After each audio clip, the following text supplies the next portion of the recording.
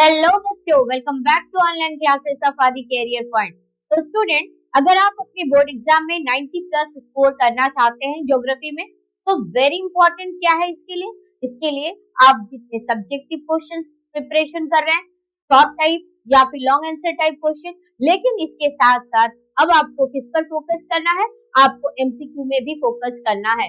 और एमसीक्यू में best focus आप कैसे कर सकते हैं, विद द पीवाईक्यूज। और पीवाईक्यूज इसीलिए हम आज 2023 के पीवाईक्यू क्वेश्चन डिस्कस करने वाले हैं, एमसीक्यूज के, जो कि आपको बोर्ड एग्जाम में किस किस तरह के एमसीक्यू के क्वेश्चन आएंगे और उसके साथ साथ आपके तो कॉन्फिडेंस को भी बूस्ट अप करने का काम करेगा। तो चलिए, क्योंकि हमारे पास टाइम बहुत कम है, प्रिपरेशन बहुत ज्यादा करना है, तो आइए स्टार्ट करते हैं with first MCQ question. Now look at the first MCQ question. Human geography is the synthetic study of relationship between human societies and Earth surface। तो ये एक स्टेटमेंट बेस्ड एमसीक्यू है। तो स्टेटमेंट बेस्ड आपको long answer type में भी question आएंगे, MCQ में भी आएंगे। तो स्टेटमेंट को अब आपको आइडेंटिफाई करना है, किस स्टेटमेंट को किसने कहा है। Who has given this definition of what?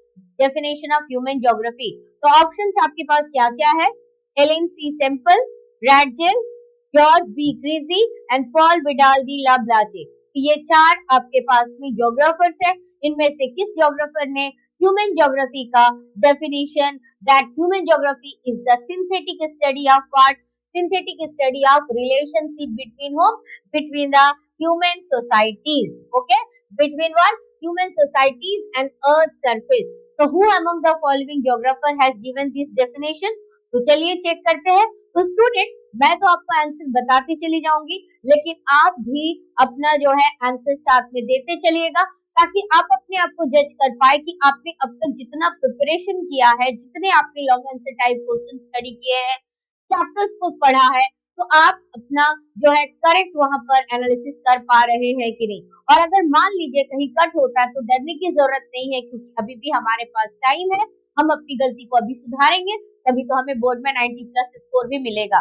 Okay, तो चलिए चेक करते हैं correct answer. So the correct answer is what? That is Ratzel. तो करेक्ट आंसर क्या है?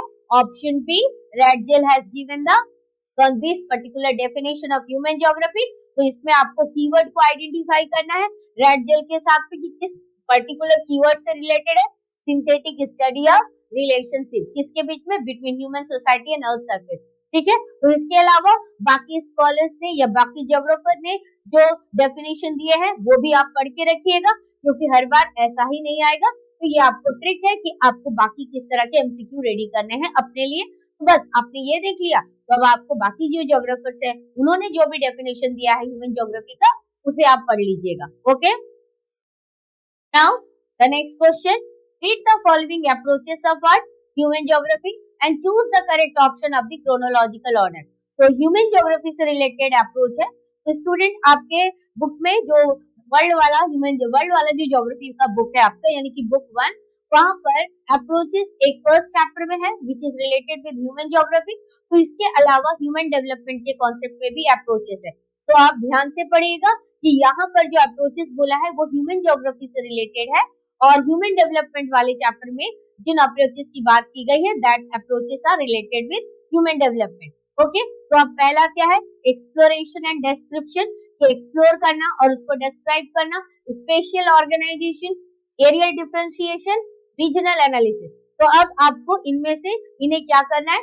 क्रोनोलॉजिकल ऑर्डर में अरेंज करना है। तो एक बार हम इस पर्टिकुलर पॉइंट को, इस पर्टिकुलर अप्रोचेस को जो आपकी ह्यूमन ज्योग्राफी से रिलेटेड है, एक बार डिटेल में डिस्कस कर लेते हैं, ताकि इससे आने वाले जितने एमसीक्यू है ना, वो आप अपने एग्जाम में कवर कर पाए, आपको उसकी समझदारी हो जाए, तो बस आप कर लोगे। ठीक है, तो मैं बार बार आपको अपने वीडियो में बता भी रही हूँ कि आपको ज्यादा टेंशन नहीं लेना है, ज्यादा आपको रटना नहीं, बल्कि आपको स्ट्रैटेजी और प्रॉपर तरीके से समझ करके पढ़ना है।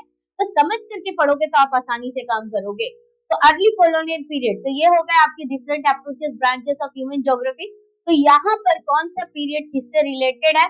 तो अर्ली कॉलोनियल पीरियड, जिस समय, अब यहाँ पर एकदम समझिए, अर्ली कॉलोनियल पीरियड जो था, उस समय जो यूरोपियन जो ट्रैवलर्स या फिर यूरोपियन एक्सप्लोरर्स या फिर जो यूरोपियन कंट्रीज जो दूसरी कंट्री में पहुंच रहे, क्यों पहुंच रहे?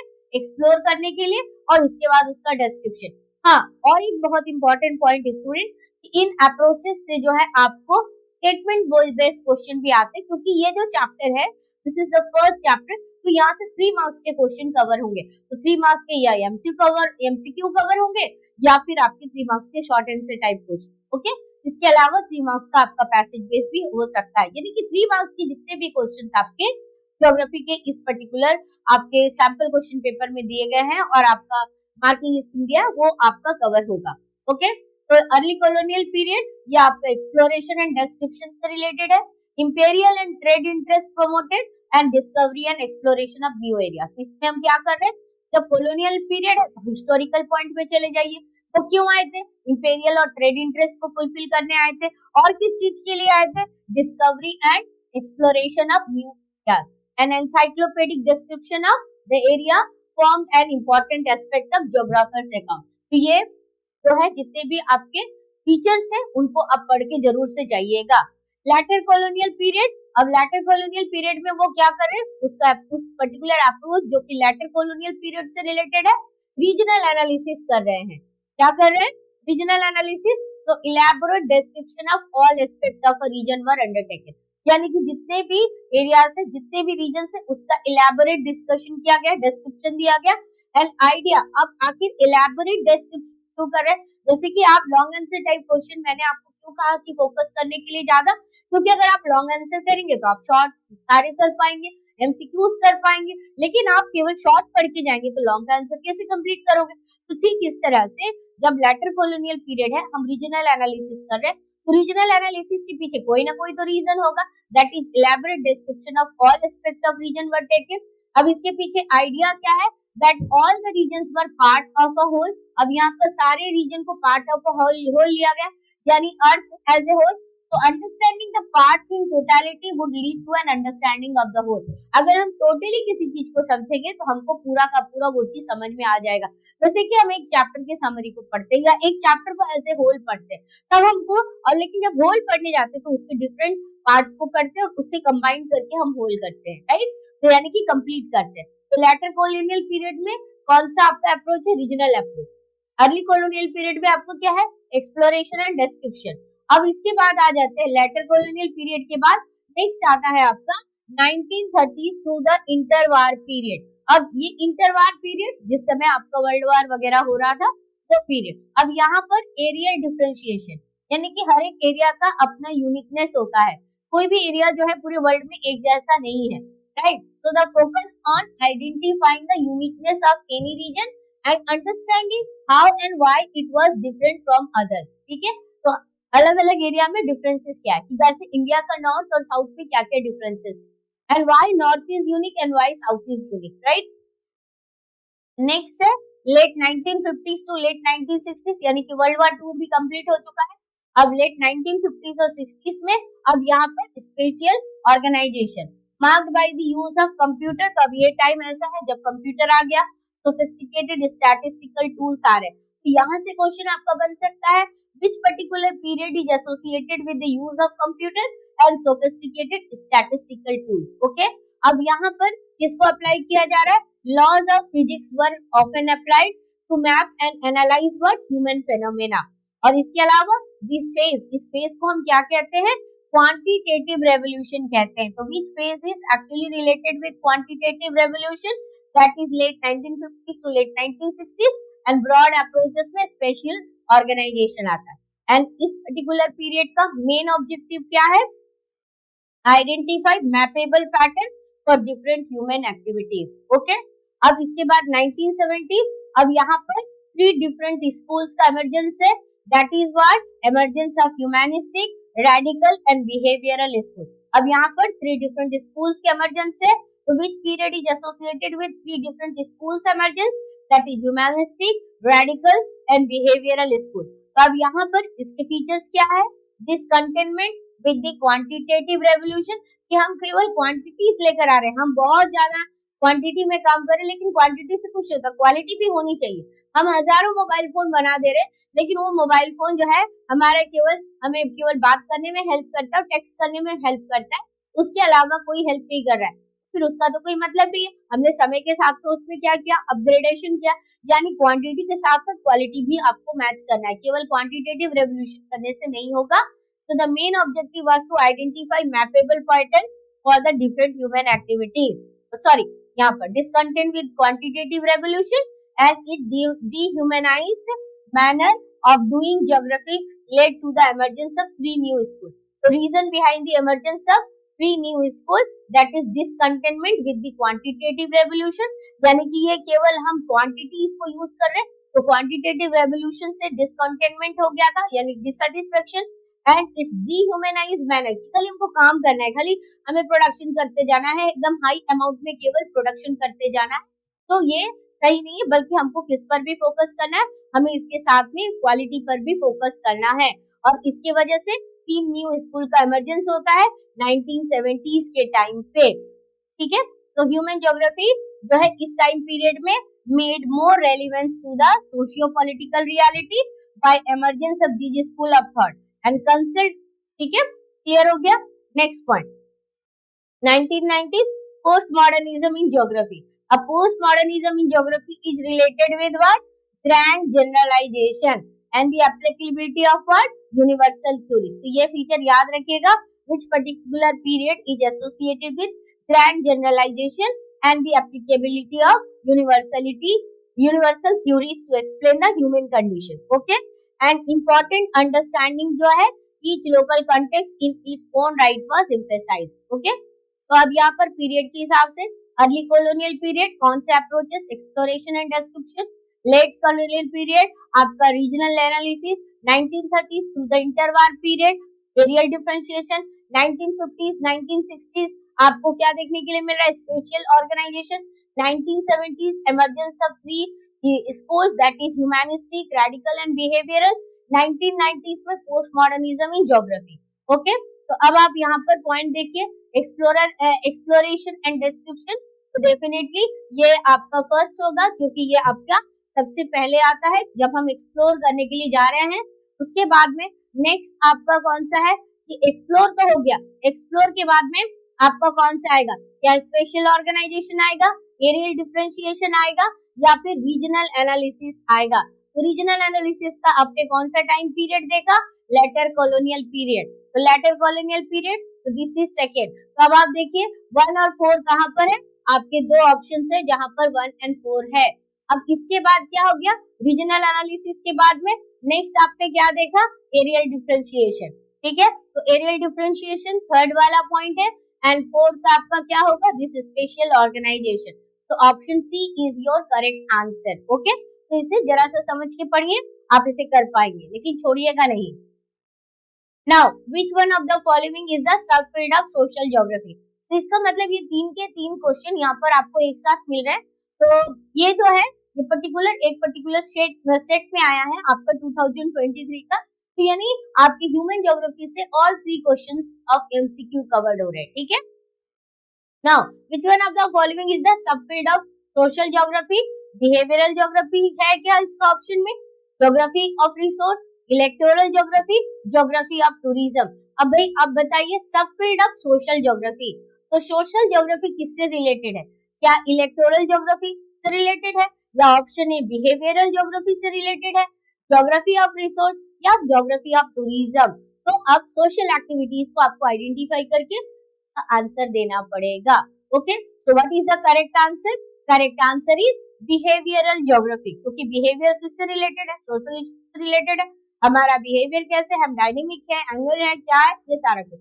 तो बच्चों सबफील्ड ऑफ जो ज्योग्राफी है आपका, उन सारे को आप पढ़ के रखिएगा, ठीक है, कौन सा किसका सबफील्ड है, ये चार्ट आपके बुक में दिया है। तो ये जो पर्टिकुलर सेट है, यहाँ पर इस चैप्टर से ऑल 3 क्वेश्चंस कंप्लीट, मतलब इस चैप्टर का जो सीबीएसई ने बताया है कि ब्लूप्रिंट क्या है, कितना इसका मार्क्स कवर होगा, तो वो आपका इस सेट में कंप्लीट हो गया। लेकिन हर सेट में ऐसा नहीं है, नेक्स्ट सेट में ऐसा भी हो सकता है कि 3 मार्क्स के क्वेश्चन कवर होंगे, शॉर्ट आंसर है। Okay, now the next question, which among the following is not the mineral based industry। तो बच्चों एक बहुत इंपॉर्टेंट पॉइंट आपको ध्यान देना है, जब नॉट वाले क्वेश्चन है तो खैर ये तो आपका डायरेक्ट रिकॉल क्वेश्चन होता है, लेकिन जब नॉट वाले स्टेटमेंट वाले बेस्ड क्वेश्चन आते हैं ना, इनकरेक्ट स्टेटमेंट को आइडेंटिफाई कीजिए। तब आपको जरा विजिलेंट होकर पढ़ना है, क्योंकि माइंड हमेशा सही चीज को लेता है जो आपने पढ़ा है कि इसकी ये फीचर्स है तो आप करेक्ट फीचर, लेकिन तब आप कई बार एग्जाम के प्रेशर में इनकरेक्ट के को आपको आइडेंटिफाई करना होता है, लेकिन आप भूले भटके करेक्ट को आइडेंटिफाई करके आ जाते हैं, तो ये मिस्टेक मत कीजिएगा। ओके, तो अब इस क्वेश्चन का answer, which among the following is not a mineral based industry, इनमें से कौन सा मिनरल बेस्ड इंडस्ट्री नहीं है? Iron and steel, aluminium, cement या सॉल्ट। तो which one is not a mineral based industry? Correct answer is what? That is salt is not a mineral based industry. Okay, तो correct answer salt. Now the next question, which is related with statement. So read the following statement regarding what? Regarding open cast mining से related है and choose the correct option. यानी कि आपका tertiary sector से, वहाँ already मैंने open cast mining के features आपको पढ़ाए हैं, ठीक है? तो अब open cast mining क्या है? This is the cheapest way of mining, क्योंकि open surface में होता है, बहुत ज्यादा हाई टेक्नोलॉजी की जरूरत नहीं होती है, रिस्की नहीं होता है, ये सारे पॉइंट आप पढ़े हैं। आउटपुट जो है लार्ज क्वांटिटी में होता है। It requires specialized design lift and drill, तो इसमें लिफ्ट एंड ड्रिल्स की जरूरत नहीं पड़ती है। And option 4, it require special ventilation system, क्या इसमें स्पेशल वेंटिलेशन सिस्टम की जरूरत है? तो ये भी नहीं। तो करेक्ट आंसर क्या होगा? 1 and 2 are correct. Okay, now the next question, under which one of the following sector collection of information comes? अब information का collection किस में आता है? तो अगर हम बात करें about the sectors of economy, that is primary, secondary, tertiary, अब इसके अलावा quinary, quaternary ये भी आते हैं, है ना? तो अब यहाँ पर कौन सा होगा? क्या primary activity is related with collection of information, secondary और tertiary और quaternary? So what will be the correct answer? Let's check it. Correct answer is quaternary. Okay. So what is the correct answer? That is quaternary. That is the fourth option is the correct one. Okay. तो student, मैं बहुत speed जा रही हूँ शायद, लेकिन आप लोगों को क्या करना है कि अगर आपको इसका आंसर देना, वीडियो को 1 सेकंड के लिए पॉज करना, आंसर देना, फिर आगे बढ़ना, ठीक है? इससे आपका रिवीजन होता चला जाएगा, आपको अपनी गलती भी समझ में आएगी, आपको एक्सप्लेनेशन भी मिल जाए, क्योंकि अभी हमारे पास में एकदम टाइम वेस्ट करने के लिए टाइम नहीं है, ठीक है? Now the next question, when will be the growth of population positive in any place and in which one of the following condition? यानी कि पॉजिटिव पॉपुलेशन ग्रोथ का जो कंडीशन आपके बुक में दिया है, नेगेटिव पॉपुलेशन ग्रोथ का condition दिया है, natural growth of population, in conditions को याद रखिएगा क्योंकि यहाँ से क्वेश्चन बनते हैं, ठीक है? तो when will be the growth of population positive, किसी भी जगह पे ग्रोथ ऑफ पॉपुलेशन पॉजिटिव कब होगा? तो definitely growth of population positive तब होगा जब ये पॉपुलेशन बढ़ेगा, और अगर पॉपुलेशन घटेगा तो क्या होगा? अगर पर्टिकुलर टाइम पीरियड में, यानी कि हम एक सेंसस कैलकुलेट करते हैं, 10 साल के अंदर अगर पॉपुलेशन बढ़ा है तो वो पॉजिटिव होगा, और अगर घटा है तो पॉपुलेशन नेगेटिव ग्रोथ में आएगा, ठीक है? लेकिन अब किस पर्टिकुलर फॉर्मूला के बेसिस पे आपको ये कंडीशन बताना है, तो कंडीशन आपके बुक में भी दिया है, तो वो सारी कंडीशंस आप जरूर से पढ़िएगा। That is high birth rate, तो ऑप्शन देख लीजिए, ए है high birth rate, low death rate and high immigration, right?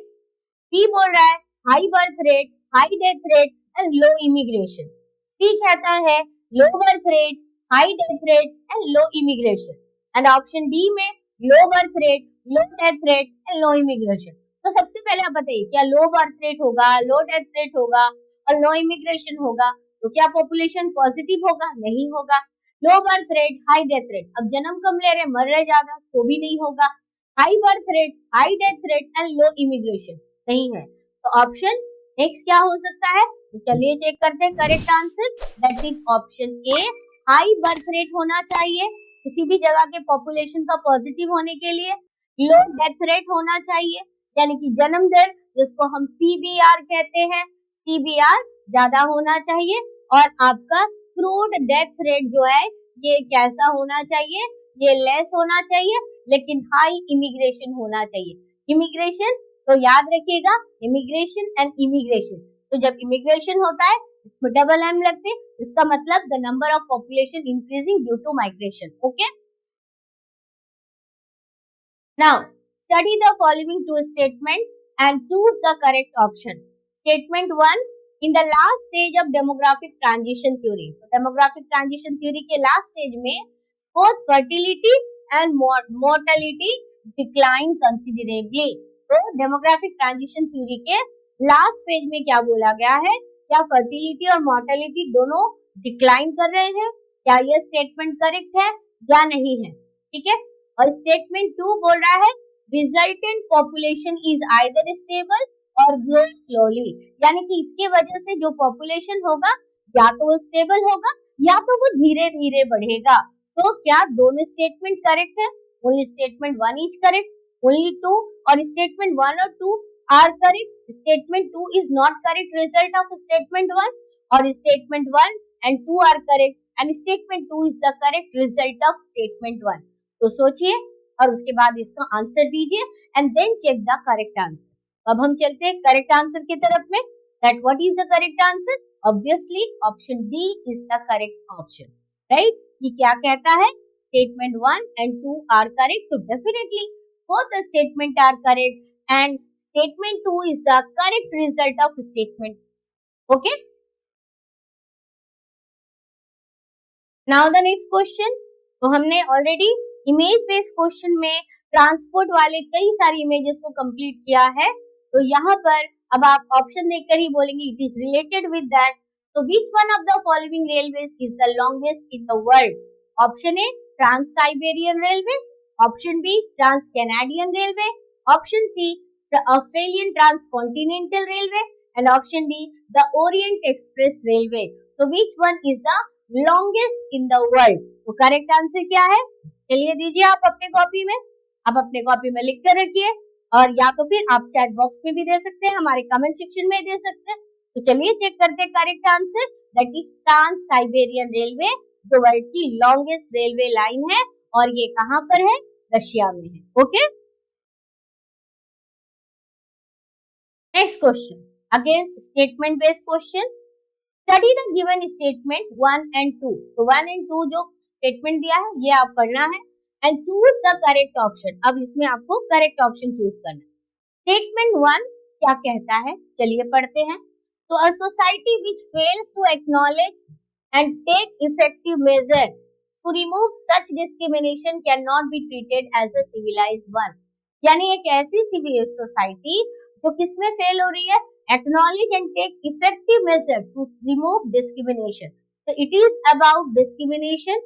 तो डिस्क्रिमिनेशन माइट बी, अब देखते हैं किस तरह के डिस्क्रिमिनेशन के बारे में बोल रहे हैं, क्योंकि पहले लाइन में कोई डिस्क्रिमिनेशन आपका मेंशन नहीं किया कि it is about which discrimination, it is only mention about such discrimination, right.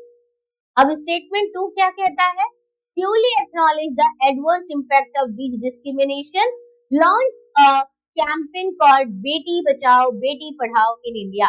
तो अब आपको समझ में आ गया होगा कि यहाँ पर किस बारे में बात की जा रही है, दैट इज जेंडर इनइक्वालिटी। और यहाँ पर हम बात कर रहे हैं गर्ल चाइल्ड और बॉय चाइल्ड में जो हम डिफरेंसेस करते हैं, डिस्क्रिमिनेशन करते हैं, उसके बारे में बात कर रहे हैं। ठीक है, तो अब आप बताइए इनमें से कौन सा स्टेटमेंट करेक्ट है, कौन सा इनकरेक्ट है। And statement 1 and 2 are correct and but statement 1 is not the correct explanation of 2। यानी यहाँ पर स्टेटमेंट 1 जो है वो किसके एक्सप्लेनेशन के रूप में लिया जा रहा है? Statement 2।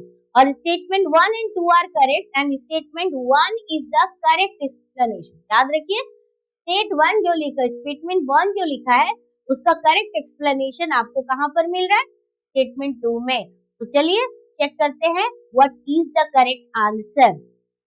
Correct answer is again option D. तो बेटा इसमें बार बार ये दोनों स्टेटमेंट करेक्ट है, अनकरेक्ट एक्सप्लेनेशन है, तो इसी पर्टिकुलर ऑप्शन में मत चले जाना, जरा समझ के पढ़ना। कई बार ओनली स्टेटमेंट 1 इज करेक्ट या ओनली स्टेटमेंट 2 इज करेक्ट वाला भी ऑप्शन आता है। ओके, तो यहाँ पर डेफिनेटली जो स्टेटमेंट 1 है उसको जो है वो किसको एक्सप्लेन कर रहा है? Statement 2। Because of this gender discrimination, because of discrimination between girl child and boy child, हम क्या कर रहे हैं? We are launching the Beti Bachao Beti Padhao campaign, क्योंकि लड़कियों को जो है समय से पहले जो है जन्म लेने से पहले उनको माँ के भ्रूण में ही हत्या कर दी जाती है। तो ऐसी चीजों को रोकने के लिए, बेटियों को भी इस संसार में लाने के लिए, तो इसलिए कौन सा कैंपेन चलाया गया इंडिया में? Beti Bachao Beti Padhao. Okay, now the next question, which among the following is not the correct feature of rural settlement? तो रूरल सेटलमेंट का इनमें से कौन सा करेक्ट फीचर नहीं है? ओके, तो rural settlement derive their basic needs from land based primary activity. तो स्टूडेंट याद रखिएगा, इस तरह के स्टेटमेंट में आपसे पूछा क्या गया है? नॉट को पहले सर्कल कर लेना, उसके बाद आंसर कर। ठीक है, तो which among the following is not the correct feature of rural settlement? इनमें से कौन सा रूरल सेटलमेंट का करेक्ट फीचर नहीं है? पहला क्या बोला? Rural settlement derive their basic need from rural land from land based primary activity. तो स्टूडेंट ऑलरेडी हमने ह्यूमन सेटलमेंट वाला वीडियो अपलोड करके रखा है, जहां से आप डिटेल में इस टॉपिक को पढ़ सकते हैं। ओके, तो rural settlement derive their basic need from where? Land based primary activity. Second बोला है in rural settlement social relation among them are intimate. Option C, in rural area, way of life is complex and fast.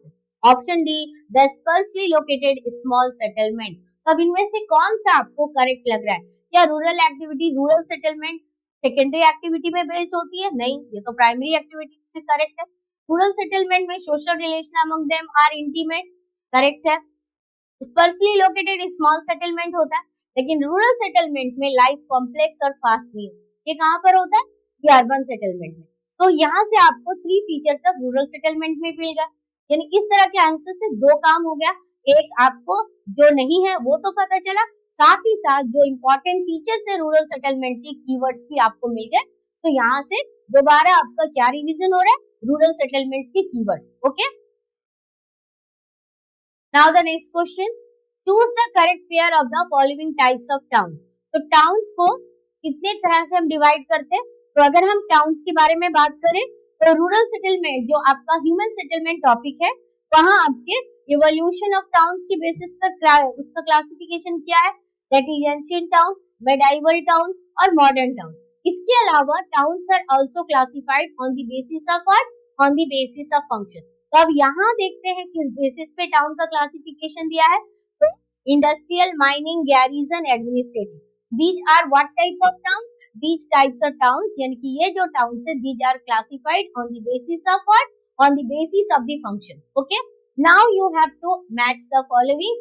that यहाँ पर यहाँ match the following नहीं है, यहाँ correct pair है। Okay, यहाँ आपको match the following नहीं करना है, आपको correct pair देखना है कि यहाँ correctly match है कि नहीं। जैसे कि इंडस्ट्रियल टाउन में इटारसी दिया है, माइनिंग में सिंगरौली दिया है, गैरिजन टाउन सतना, एडमिनिस्ट्रेटिव में अंकलेश्वर। तो अब कौन सा करेक्ट है? तो स्टूडेंट इस तरह के आंसर को सही कर पाने के लिए, क्योंकि ये डायरेक्ट रिकॉल बेस्ड है, तो जितने टाइप के आपके टाउन्स है उन सारे टाउन्स के एग्जांपल्स को याद रखिएगा, ताकि आप इस तरह के क्वेश्चन को करेक्टली कर पाए। ओके, तो let's check the correct answer. Correct answer is what? That is mining town. Which one? Singrauli is the mining town. तो अब आपको क्या करना है? इंडस्ट्रियल टाउन्स के एग्जांपल, गैरिजन टाउन्स और एडमिनिस्ट्रेटिव टाउन्स के एग्जांपल्स को पढ़ना है। और एडमिनिस्ट्रेटिव टाउन्स में तो सबसे इजी क्या है? जितने भी आपके कैपिटल्स है ना हमारे स्टेट के, वो सारे कैपिटल्स आपके एडमिनिस्ट्रेटिव टाउन्स में आते हैं। ठीक है, तो इससे आप इजीली रिकॉल कर पाओगे। लेकिन बाकी टाउन्स को आपको स्टडी करना है। अगर कुछ कॉमन है तो वो आप डेफिनेटली समझ सकते हो, लेकिन जो अनकॉमन है उसको जरा से समझ कर पढ़ना। Now the next question, which one of the following is a garrison cantonment town? Again from the towns वाला chapter, that is human settlement। तो अब ये garrison cantonment town कौन सा है? कांडला, सहारनपुर, झरिया और माह। ठीक है, तो अब इनमें से garrison cantonment कौन सा है? that is option D, माह। ठीक है, बाकी टाउन्स किस तरह के हैं ये आप देखना, कौन सा माइनिंग टाउन है, कौन सा पोर्ट टाउन है, ठीक है, कमर्शियल टाउन कौन सा है, ये सारे आप इसी में क्लासिफाई कीजिएगा। ठीक है, now read the following statement regarding border roads and choose the correct option. तो भाई बॉर्डर रोड्स जो है, बॉर्डर रोड्स के क्या फीचर्स है? अगर हम बात करें अबाउट टाइप्स ऑफ रोड, तो आपको रोड्स कितने तरह के मिलेंगे? एक हो गया नेशनल हाईवे, एक हो गया आपका स्टेट हाईवे, इसके अलावा डिस्ट्रिक्ट रोड्स भी होते हैं, इसके अलावा बॉर्डर रोड्स भी होते हैं, ठीक है। तो अब ये बॉर्डर रोड से रिलेटेड करेक्ट ऑप्शन आपको चूज करना है, ठीक है। अब बॉर्डर रोड्स क्या है, आर स्ट्रेटेजिकली इंपॉर्टेंट रोड्स है, ठीक है। बॉर्डर रोड्स यानी बॉर्डर वाले इलाके में डेवलप किया जाता है, तो ये डेफिनेटली स्ट्रेटेजिक पर्पस से डेवलप किया जाता है। तो border roads are what, they are strategically important, okay. They strengthen defence preparedness. Next क्या है, NHAI, that is National Highway Authority of India, construct bridge roads and they are helpful in accelerating economic development. अब आपको इनमें से correct option choose करना है, option 1, 2, 3, 4 में which one is the correct one? All the options are correct or only few options are correct? So let's check the correct answer. Only 1, 2 and 4 are correct, right? 1, 2 and 4, that is option C. तो definitely strategically important है, defence purpose में बनाए जाते हैं, लेकिन border roads का construction NHAI नहीं करता है, national highway authority of India नहीं करता है, इसके लिए अलग से ऑर्गेनाइजेशन है। तो कौन सा है वो आप हमें चैट बॉक्स में लिखिए, ठीक है। नेक्स्ट आपका कौन सा है, that is they are helpful in accelerating economic development as well. तो these are the correct statement. तो जिन बच्चों ने आपको बॉर्डर रोड्स के बारे में या ट्रांसपोर्ट के बारे में नहीं पढ़ा है, तो अब आपको यहाँ पर बॉर्डर रोड ऑप्शन मिल गया, तो एक बार बॉर्डर रोड्स ओपन करके आप पढ़ लीजिए, इस तरह से रिवीजन कीजिए, देखिए आप अच्छे से स्कोर कर पाएंगे। 90+ मार्क्स स्कोर करना इज नॉट टू डिफिकल्ट, बस आपको प्रॉपर स्ट्रेटेजी के साथ पढ़ने की जरूरत है।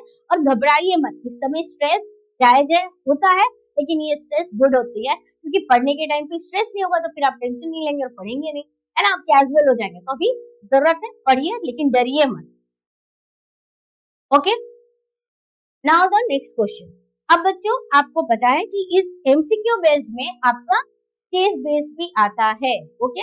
एमसीक्यू बेस्ड में आपका केस बेस्ड भी आता है, यानी कि पैसेज बेस्ड दे दिया, अब इस पैसेज को पढ़कर आपको क्या करना है, एमसीक्यू करना है। लेकिन मैंने आपको आइडिया क्या दिया था कि अगर आपका इमेज बेस्ड या कोई भी सोर्स बेस्ड क्वेश्चन होगा तो आप उसको कैसे करेंगे, पहले आप क्वेश्चन पढ़ेंगे फिर आप पैसेज में आएंगे, ठीक है। और ये टॉपिक आपका किससे रिलेटेड है, ये आपका रिलेटेड है झाबुआ डिस्ट्रिक्ट से, ठीक है। Is located in the western most agro climatic zone in Madhya Pradesh, ठीक है। और ये टॉपिक आपका किसमें दिया हुआ है, ज्योग्राफिकल पर्सपेक्टिव वाले टॉपिक में आपका दिया हुआ है, ठीक है। तो आइए इस पर्टिकुलर केस स्टडी से रिलेटेड क्वेश्चन हम देखते हैं। Now which among the following is correct meaning of land degradation, इनमें से क्या जो है that is the correct meaning of land degradation. तो टॉपिक इसमें दिया है लैंड डिग्रेडेशन का ज्योग्राफिकल पर्सपेक्टिव वाले चैप्टर में, यानी कि चैप्टर 9 में दिया हुआ है।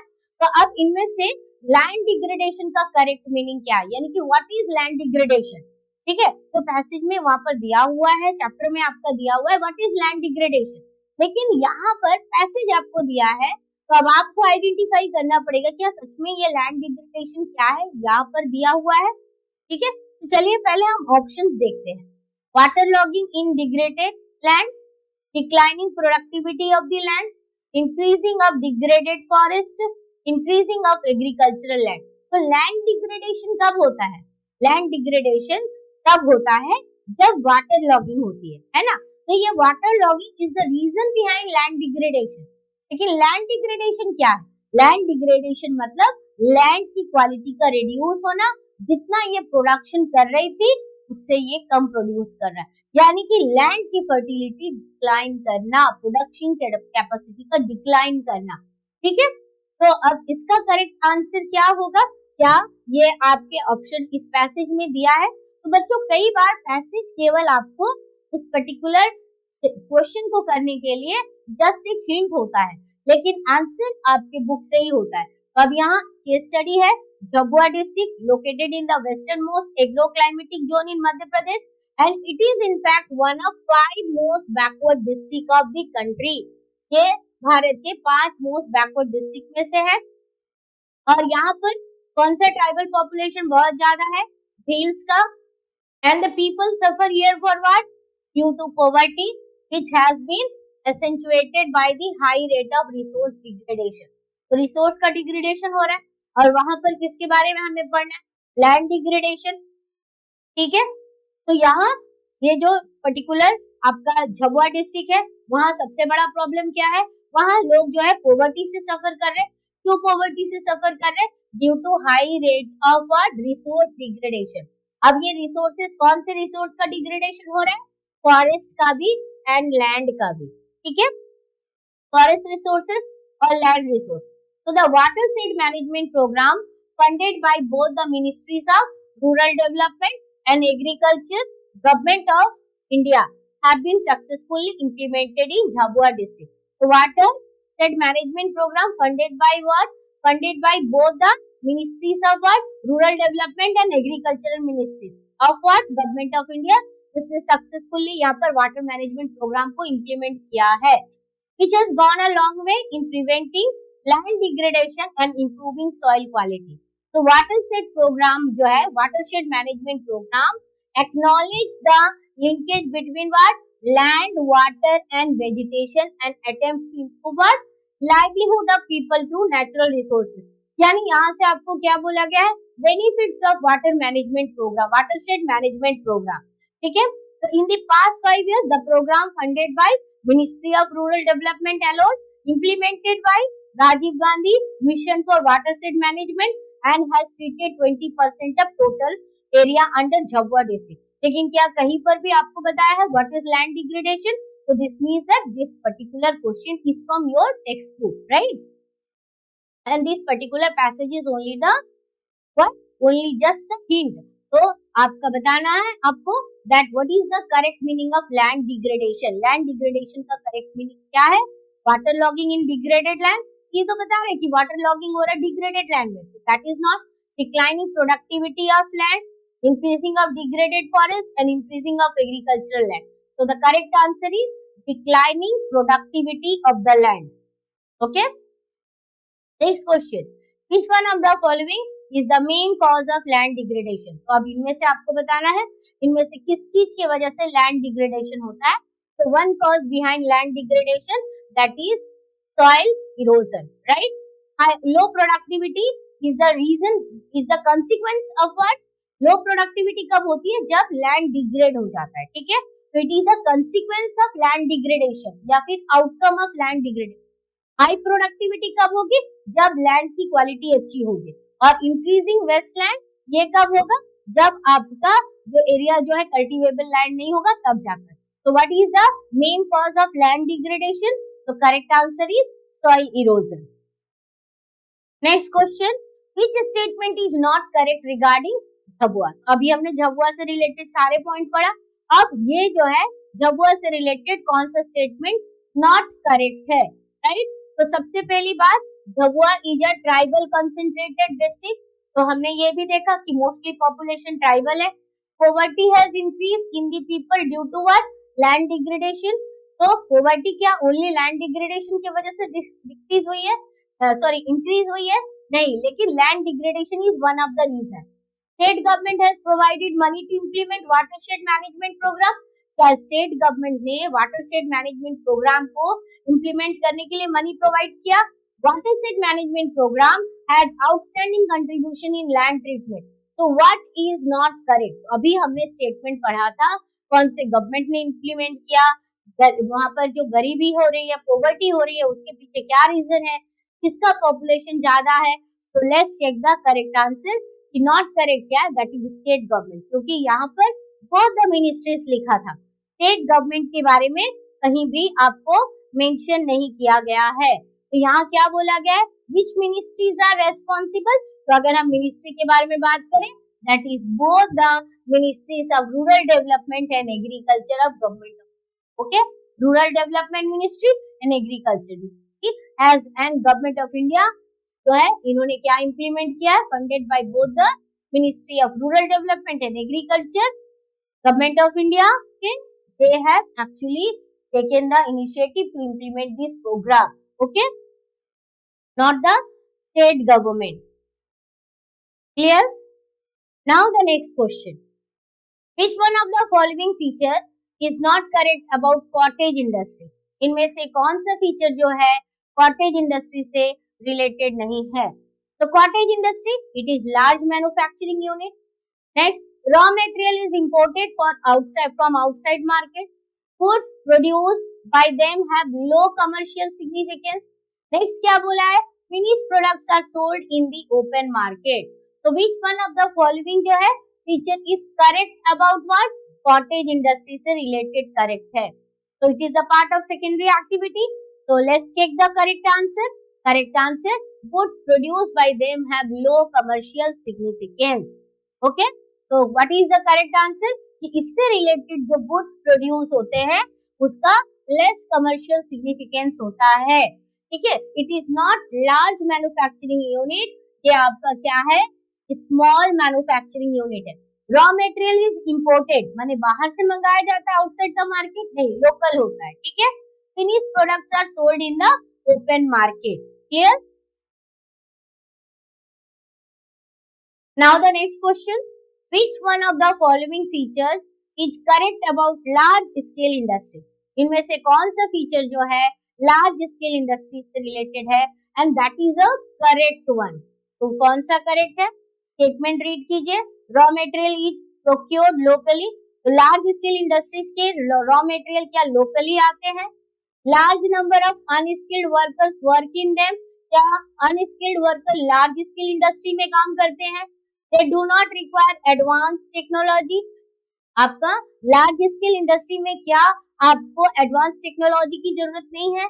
They require large amount of capital investment. Correct क्या है? Only option D is correct, because अब यहाँ से आपको क्या पढ़ना है? Features of large scale industry, right. अब आप यहाँ से क्या कंप्लीट कर लीजिएगा? Features of large scale industry.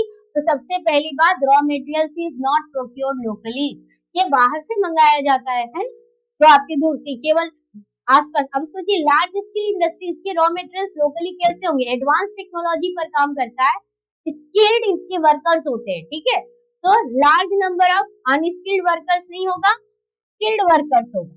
ठीक है, and they do not require advance technology, no they require advance technology. ठीक है, तो यहाँ से आप क्या याद कर लीजिएगा? Features of large scale manufacturing और लार्ज स्केल इंडस्ट्री। ठीक है, पहला क्या होगा? Raw material is not procured locally, it is coming from outside, right. Large number of skilled workers जो है एम्प्लॉयड होते हैं, and these industries require advance technology and as well as large amount of capital investment होता है। Okay, now the next question, which of the following industries produce raw material for other industries? अब इनमें से कौन सी ऐसी industry है जो दूसरे इंडस्ट्रीज के लिए रॉ मटेरियल प्रोड्यूस करती है? क्या वो स्मॉल स्केल इंडस्ट्री है, या हाउस होल्ड इंडस्ट्री है, बेसिक इंडस्ट्री है और की इंडस्ट्री है, और जॉइंट सेक्टर इंडस्ट्रीज है? तो what will be the correct answer? Let's check. Correct answer is basic और की इंडस्ट्री। तो बेसिक इंडस्ट्री जो होती है जैसे कि iron and steel industry, which is also known as basic industry, और ये दूसरे इंडस्ट्रीज के लिए रॉ मटेरियल्स प्रोड्यूस करने का काम करती है।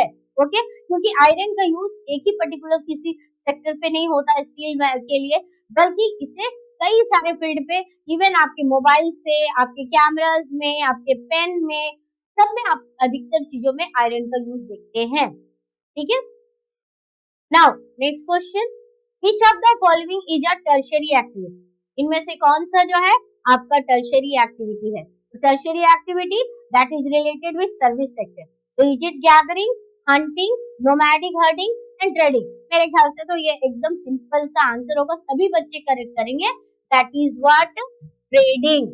हंटिंग नहीं होगा, गैदरिंग नहीं होगा एंड नोमैडिक हर्डिंग भी नहीं होगा। Options are very simple because all the options are associated with private, right? So correct answer, trading. Now the next question, which of the following is a quaternary activity? अब इनमें से कौन सा quaternary activity है? ठीक है, catching fish, क्या मछली पकड़ना quaternary activity है? तो भाई quaternary activity ये जो होती है रिसर्च एंड डेवलपमेंट वाले फील्ड की होती है, तो यह मछली क्यों पकड़ेंगे हम, है? Iron smelting, software developing, basket making. What will be the correct answer? Correct answer is option C, software developing. Next question, transport activities comes under which of the following sector? बहुत इजी क्वेश्चन है, ऐसे question मिल जाए तो बच्चे बड़े खुश कि वाह क्या क्वेश्चन आया है ना? तो डेफिनेटली खुशी तो होगी, खुश होना भी जरूरी है। तो transport activities comes under which one of the following sector? Primary, secondary, tertiary, quaternary. What is the correct answer? Tertiary. Okay, next question. Which of the following, which one of the following is the cause of acid rain? तो acid rain किसके वजह से होती है? Land pollution, water pollution, air pollution, none. तो acid रेन भाई atmosphere से रिलेटेड है, तो डेफिनेटली आपका किससे होगा? Air pollution. Okay, next question. Which one of the following rivers is highly polluted? इनमें से कौन सा रिवर सबसे ज्यादा पॉल्यूटेड है? Kosi, Ravi, Narmada, Yamuna. Answer is Yamuna. Next question. Which one of the following is a major polluting industry? तो कौन सी इंडस्ट्री सबसे ज्यादा पॉल्यूशन फैलाती है? Food processing industry, cottage industry, chemical industry, फूडलूज इंडस्ट्री. तो कौन सी इंडस्ट्री जो है मेजर पॉल्यूटिंग इंडस्ट्री है? ठीक है, तो चेक करते हैं correct answer. What is that? That is chemical industry is the most polluting industry. ठीक है, अब फूडलूज इंडस्ट्री नॉन पॉल्यूटिंग में आता है. ठीक है, next. Which of the following feature is not true regarding NHAI? यानी अब आपको इनमें से नॉट ट्रू को आइडेंटिफाई करना है और बाकी सारे जो है करेक्ट स्टेटमेंट है which are actually about the features of NHAI. तो यहाँ से आप NHAI से रिलेटेड इंपॉर्टेंट फीचर्स याद कर लीजिएगा. ठीक है ना, यानी ये MCQ जो आपको 1 मार्क्स के लिए भी इम्पोर्टेंट है और आपके 3 मार्क्स का भी क्वेश्चन कवर अप करती है. तो number 1, it is an autonomous body under the ministry of surface transport. Number 2 option, that is option B, it is responsible for what? Constructing and maintaining what? National highways. Number 3, that is option C, it also construct village link roads. Option D, NHAI was operationalized in 1995. भाई अब इसका answer क्या होगा? What is the correct answer? ठीक है, क्या ये एक ऑटोनॉमस बॉडी है under ministry of surface transport, responsible for constructing and maintaining national highways, construct village link road, NHAI was operationalized since 1995. तो let's check the not correct. Correct नहीं देखना है, नॉट करेक्ट. चलिए देखते हैं इसमें से नॉट करेक्ट कौन है. Village link road. डेफिनेटली ये national highway authority of India है, तो ये विलेज लिंक रोड नहीं बनाएगी, तो ये नॉट करेक्ट है. But this is our answer, लेकिन यही हमारा आंसर है. ठीक है, तो अब बाकी हम क्या पढ़ेंगे? बाकी हम इसके करेक्ट ऑप्शन से करेक्ट फीचर्स को याद कर लेंगे विद MCQ के साथ. ठीक है, तो पहला क्या है? It is an autonomous body. याद रखिएगा इसका पहला फीचर क्या है. तो पहला फीचर NHAI का बोलते भी जाइएगा अगर हो पाए, घर पे बैठकर पढ़ लेंगे. एन ऑटोनॉमस बॉडी है. कौन से मिनिस्ट्री के अंडर में आती है? Under the surface transport ministry के अंदर में आती है. कौन से रोड बनाती है? कौन से रोड के मेंटेनेंस करती है? डेफिनेटली नेशनल हाईवेज बनाती है. राइट, और कब से ऑपरेशनलाइज्ड है? इन 1995. Okay, now next question. Which among the following is the westernmost station of east-west corridor? तो बच्चों नॉर्थ साउथ कॉरिडोर और ईस्ट वेस्ट कॉरिडोर, तो इन दोनों के वेस्टर्न मोस्ट आपका, जब अगर आपका ईस्टर्न मोस्ट होगा ईस्ट वेस्ट कॉरिडोर, तो ये आपका ईस्ट वेस्ट कॉरिडोर है. और जब इस तरह से है that is north south corridor. North south corridor में आपका श्रीनगर है, तो ये आपका कन्याकुमारी, ये होगा आपका सिलचर, तो ये होगा आपका पोरबंदर. ठीक है, आपको क्वेश्चन में क्या पूछा है? क्वेश्चन में पूछा है western most station of east west corridor. Answer क्या है? पोरबंदर. राइट, तो ये पोरबंदर ईस्टर्न मोस्ट कॉरिडोर होगा, तो आपका सिलचर होगा. और अगर आपका northern most corridor of north south corridor Srinagar, और साउथ वाला कौन सा होगा? कन्याकुमारी. क्लियर? तो यहाँ से जितने बनने वाले MCQ वो पूरा क्लियर हो गया हमारा. Now the next question, which of the following seaport is located on Mahanadi delta? तो महानदी डेल्टा में कौन सा सीपोर्ट है? हल्दिया, एन्नोर, पारादीप, विशाखापट्टनम. तो डेफिनेटली पारादीप. ठीक है, Paradip is what? This is the C port located on Mahanadi delta. और हल्दिया कहाँ पर है? बे ऑफ बंगाल में है. किसका सैटेलाइट पोर्ट है? कोलकाता पोर्ट का. ठीक है, और विशाखापट्टनम से related this is landlocked port of India. Okay, next question, why has Kolkata port minimise its significance? आखिर कोलकाता पोर्ट जो पहले इतना इंपॉर्टेंट था ठीक है, वो उसका इंपॉर्टेंस कम क्यों हो गया? It has a vast hinterland, accumulation of silt in river Hooghly, diversion of exports to other ports, passenger traffic is very low. तो अब इसका रीजन क्या है कि आखिर कोलकाता पोर्ट का सिग्निफिकेंस कम क्यों हो गया है? तो let's check the correct answer. Correct answer is diversion of exports to other ports. अब कोलकाता पोर्ट्स का जो है, जो भी सामान आते थे वहां पर, वो दूसरे पोर्ट्स में जा रहे हैं, जैसे कि हल्दिया में जा रहा है, पारादीप में जा रहा है, विशाखापट्टनम में. ठीक है, इसके वजह से वह कोलकाता पोर्ट्स का जो पहले जो इम्पोर्टेंस था वो अब कम हो गया है. Now, India's foreign trade is largely carried out by which of the following route? तो इंडिया का फॉरेन ट्रेड जो है कौन से रूट से कैरिड किया जाता है, कौन से रूट से कैरी आउट किया जाता है? That is number A option land and air route, B land and sea route, C air and sea route, D only sea route. तो भाई इंडिया का जो है लार्जली जो आपका फॉरेन ट्रेड जो है वो कहां से कैरिड आउट किया जाता है? तो let's check the correct answer, air and sea route. याद रखिए यहाँ पर ओनली सी रूट बोला है, तो ओनली सी रूट से नहीं होगा, डेफिनेटली सी रूट तो है, बट हम फॉरेन ट्रेड के बारे में बात कर रहे हैं तो लैंड रूट तो कम होगा क्योंकि आसपास के इलाके में जा सकते हैं, लेकिन जब हमें बहुत दूर जाना है तो हमें एयर ट्रांसपोर्ट को भी यूज करना पड़ेगा. Okay, now again case study दिया हुआ है, right? Case study Indira Gandhi canal command area. ठीक है, Indira Gandhi canal command area से रिलेटेड केस स्टडी है, पैसेज है. तो चलिए हम सबसे पहले इसके क्वेश्चंस देखते हैं, right? What was the main objective to construct a Indira Gandhi command area? तो अब इंदिरा गांधी कैनल, राइट?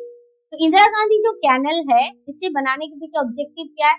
तो इंदिरा गांधी कैनल जो है आपका कहाँ पर है? ये आपका पाकिस्तान के बॉर्डर के पैरेलल चलती है, राजस्थान में है, हरिके पैरिस से इसका ओरिजिन है, राइट? तो अब इसे बनाने के पीछे ऑब्जेक्टिव क्या है? तो राजस्थान वाला अगर इलाका आपको याद हो तो आपको समझ में आएगा, that is the semi arid land. वहां पर बारिश बहुत कम होती है, तो ऐसे कंडीशन पे वहां पर अगर आपको एग्रीकल्चर करना है, कल्टीवेशन ज्यादा करना है, मॉडर्न एग्रीकल्चर प्रैक्टिस करनी है, definitely you need what? You need irrigation facilities. और इसलिए यहाँ पर जो है इंदिरा गांधी कैनल बनाया गया था. ठीक है, तो अब चलिए देखते हैं इसके objective. Providing water for irrigation in the command area, providing water for drinking purpose, providing water for afforestation and providing water for industries. क्या इंडस्ट्रीज को वाटर देने के लिए, या पेड़ लगाने के लिए, या ड्रिंकिंग पर्पस के लिए, या इरिगेशन के लिए? So what will be the correct answer? I hope कि आप लोगों ने गेस कर लिया होगा क्वेश्चन पढ़ने के साथ. तो हम इतना बड़ा पैसेज अभी अवॉइड करेंगे, बस इन क्वेश्चंस को हम कंप्लीट करते जाएंगे तो ऑटोमेटिकली आपके उस क्वेश्चन का आंसर भी, इवन आपके पैसेज भी क्लियर हो जाएंगे. तो इसे पढ़ के रखिएगा. Indira Gandhi command canal area जो है वो आपका ओरिजिन कहाँ से हो रहा है, कौन कौन से एरिया को कवर कर रहा है, इसमें दो पार्ट है, एक लिफ्ट सिस्टम है, एक विदाउट लिफ्ट सिस्टम है, ये पढ़िएगा. इस पर्टिकुलर प्रोजेक्ट का अपना बेनिफिट भी है तो उसके अपने कुछ प्रॉब्लम्स भी है, नेगेटिव प्रॉब्लम्स है, कैसे एनवायरनमेंट को अफेक्ट कर रहा है, ये पढ़ के जाइएगा. और यहाँ से 5 मार्क्स के एक क्वेश्चन और बनता है कि इस पर्टिकुलर एरिया को बचाने के लिए क्या स्टेप्स आप ले सकते हैं जिससे हम यहाँ पर डेवलपमेंट कर पाएंगे और यहाँ के इकोलॉजी को वापस जो है फिर से सेटअप कर पाएंगे. तो ये सारे पॉइंट यहाँ से बनते हैं Indira Gandhi command canal area. इसे आप जरूर से पढ़ के जाइएगा. ठीक है, तो चलिए अब इस क्वेश्चन का correct answer, that is providing water for irrigation in the command area. Okay, now next question, what is the major benefit of this canal in the command area? तो कमांड एरिया में इस canal से major benefit क्या है? Transformation of ecology and economy. Option B environmental conditions slightly change. Next क्या है? People had not settled permanently और crop production is still at lower level. भाई जब इरिगेशन फैसिलिटीज है तो आपको क्या लगता है कि क्रॉप प्रोडक्शन जो होगा क्या वो लोअर लेवल में होगा? डेफिनेटली नहीं होगा, हाई होगा. तो because of this particular crop यहाँ पर because of this particular canal, इस पर्टिकुलर इलाके में अब जो है जहाँ पर पहले ट्रेडिशनल क्रॉप्स होते थे, ज्वार बाजरा ये सब ग्रो होता था, लेकिन अब वहां पर चावल की खेती हो रही है, वहां वीट कल्टीवेशन हो रहा है, तो क्रॉप्स तो इंक्रीज हो गया है ना। लेकिन नेक्स्ट इसका तो ये आपका ऑप्शन नहीं है। People had not settled permanently, ये भी नहीं होगा। एनवायरमेंटल कंडीशन स्लाइटली चेंज और ट्रांसफॉर्मेशन ऑफ इकोलॉजी और इकोनॉमी। तो मेजर बेनिफिट पूछा है, मेजर बेनिफिट, तो let's check the correct answer, that is transformation of ecology and economy, this is the major benefit. आप इस लाइन को देख करके मत कंफ्यूज हो जाना, स्लाइटली चेंज, तो slightly change is not this, okay. Now next question, what is the negative impact of this channel. तो अभी मैंने आपको बोला ना नेगेटिव इंपैक्ट पढ़ के रखने, अब यहाँ पर दिया है soil become fertile, so this is the positive, water logging and salinity, multiple cropping system, command area become green, so यहाँ पर नेगेटिव पूछा है, तो negative is water logging and salinity, that is option B. Next question, which one among the following is the least populous country, इनमें से कौन सा least populous country है। तो ऑलरेडी हमने इमेज बेस्ड में किया है, तो 10 मोस्ट पॉपुलस कंट्रीज के नाम याद रखिएगा, तब आप इसका कर पाएंगे एमसीक्यू, ठीक है। अगर आप उसे सीक्वेंस में याद रखेंगे तो आप इसे कर पाएंगे, क्योंकि अगर आपको इमेज नहीं दिया तो आपको रिकॉल करना पड़ेगा। Mexico, Nigeria, Brazil, Indonesia, let's check the correct answer, definitely option A, that is Mexico, okay. Now the next question, which one of the following is the push factor responsible for what, responsible for migration, इनमें से कौन सा जो है push factor, push मतलब जिसे हम, हमारे यहाँ से हमें धक्का देके भगाया जा रहा है ना, हमारे यहाँ से धक्का दे करके हमें भगाया जा रहा है, हम मजबूरन जा रहे हैं क्योंकि हमारे पास यहाँ पर कोई ऑप्शन नहीं, ठीक है। तो पुश फैक्टर यानी कि जहाँ पर कमी होती है, तो better job opportunity, pull factor, unpleasant climate, peace and stability, security to life and property, so what will be the push factor, let's check, that is unpleasant climate होगा, तो लोग उस जगह को छोड़कर जाएंगे, because people जो है कहाँ पर कम रहते हैं, जहाँ पर harsh climatic condition होती है, ठीक है। moderate climatic condition जहाँ पर होता है वहां पर लोग रहना ज्यादा पसंद करते हैं। Next, which one of the following is the thickly populated region, इनमें से कौन सा रीजन जो है वो थिकली पॉपुलेटेड है, यानी कि जहां पर बहुत ज्यादा पॉपुलेशन है। तो ऑप्शन ए हिमालयन रीजन, क्या पहाड़ों पे बहुत ज्यादा पॉपुलेशन होता है।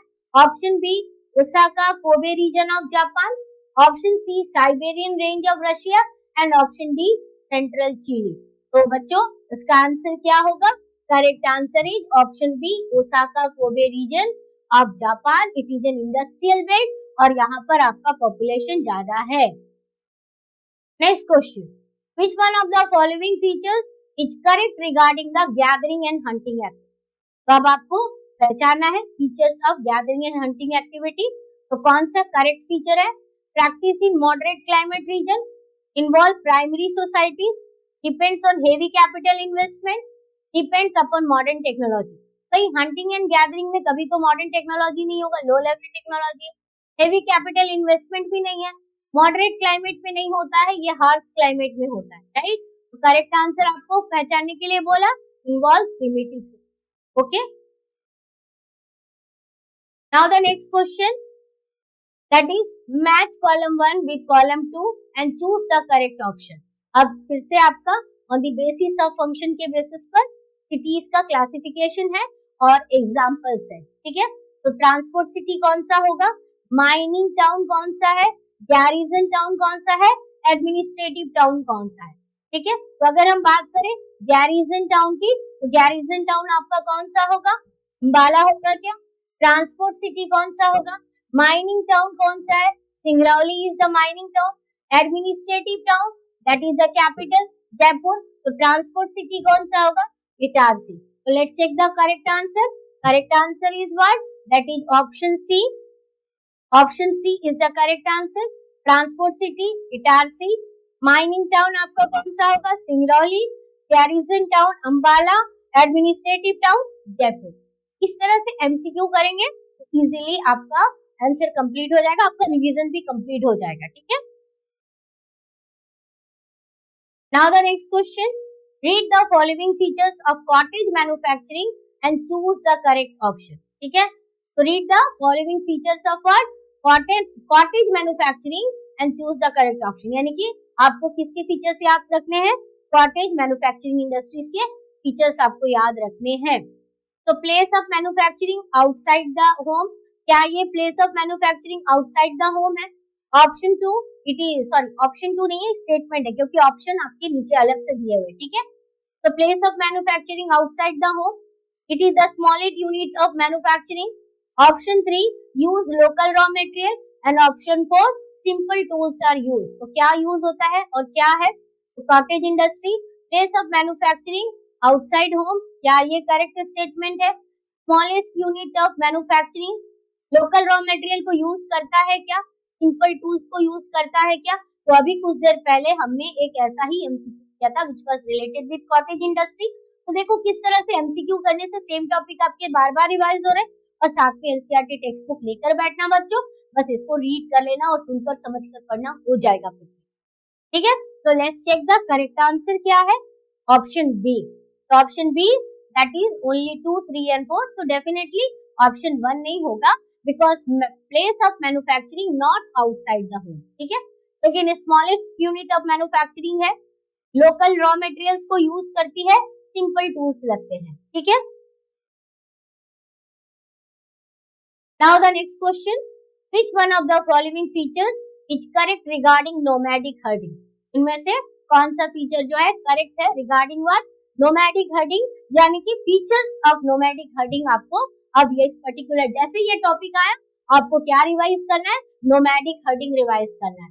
तो नोमैडिक हर्डिंग यानी nomadism is a modern commercial activity. Option B, it is practice on permanent pastures. Option C, a wide variety of cattle are reared in different regions. Option D, nomadism is associated with modern technology. तो आपको क्या लगता है इनमें से कौन सा feature correct होगा? Is it a modern commercial activity? No, it is not a modern commercial activity. It is practiced on permanent pasture. तो nomadism का मतलब क्या होता है? मोबाइल पीपल जो एक सीजन में एक जगह दूसरे सीजन में दूसरी जगह होते हैं, तो ये परमानेंट पैस्चर्स में नहीं होता है। ठीक है, a wide variety of cattle are reared in different regions. Nomadism is associated with modern technology. No, this is wrong. So what is the correct feature? That is this one. और बाकी को आप चेंज कर दीजिए। Clear हो गया आपको नोमैडिज्म के फीचर्स, अब पढ़ लीजिएगा और कहाँ-कहाँ पर नोमैडिक एक्टिविटी प्रैक्टिस की जाती है, ट्रांसह्यूमंस का क्या मतलब है ये भी पढ़ लीजिए। Okay, next question, which one of the following is the easternmost station of east west corridor? तो अभी मैंने इसका आंसर बताया, करेक्ट आंसर इज सिलचर। ठीक है, और आप चलते हैं आज के इस वीडियो के लास्ट पॉइंट पे, लास्ट क्वेश्चन पे। ठीक है, that is question number 43, retail trading comes under which of the following activity? Retail trading किस में आता है? प्राइमरी में, टर्शरी में, क्वार्टनरी में एंड सेकेंडरी।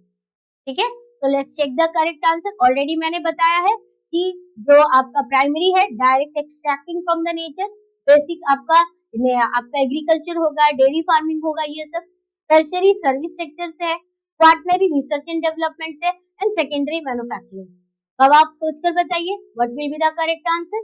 तो correct answer is what, it is related with tertiary activity. Okay, तो आज का वीडियो यहीं पर कंप्लीट करते हैं, ये वीडियो यहीं पर कंप्लीट करते हैं, और इसके बाद वाले वीडियो में हम इस 2023 के दूसरे जो बाकी बचे हुए एमसीक्यू है उसे भी कवर कर लेंगे। ठीक है, तो आप इतने क्वेश्चंस को प्रॉपर्ली बैठ करके रिवाइज कीजिए, और जो टॉपिक आ रहा है उस टॉपिक को आप एनसीईआरटी टेक्स्ट बुक में पढ़कर लिखकर प्रैक्टिस कर लीजिए। डरिए नहीं, घबराइए नहीं और हड़बड़ाइए नहीं। ठीक है, okay, thank you for watching this video, and very important, don't forget to like, share and subscribe my channel, और ज्यादा से ज्यादा बच्चों को इसे शेयर करना ना भूलें। Okay, thank you.